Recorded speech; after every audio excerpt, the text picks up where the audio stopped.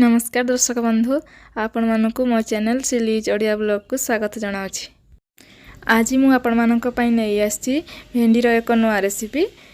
चलंतु देखिबा यार प्रस्तुति प्रणाली।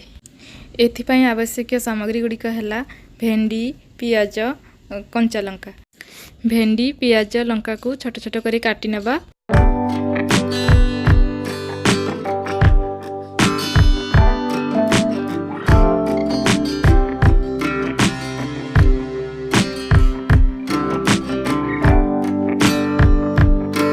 एबे गैस ऑन करी कड़ाई बसई से हाफ स्पून रिफाइन ऑयल दे गरम करनेबा।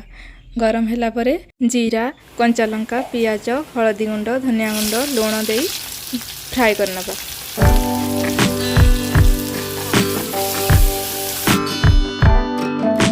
देखंतु पियाज फ्राई हे गलानी। सेथिरे भेंडी को ऐड करी 2-3 मिनिट पर्यंत लो मीडियम फ्लेम रे कुक करनेबा।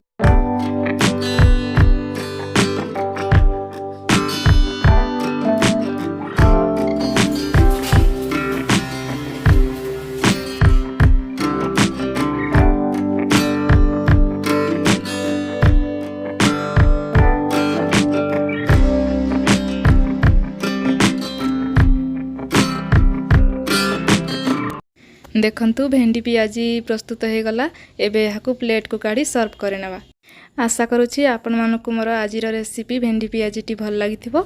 जदि भल लागिथे please like share and subscribe my channel. Thank you, bye.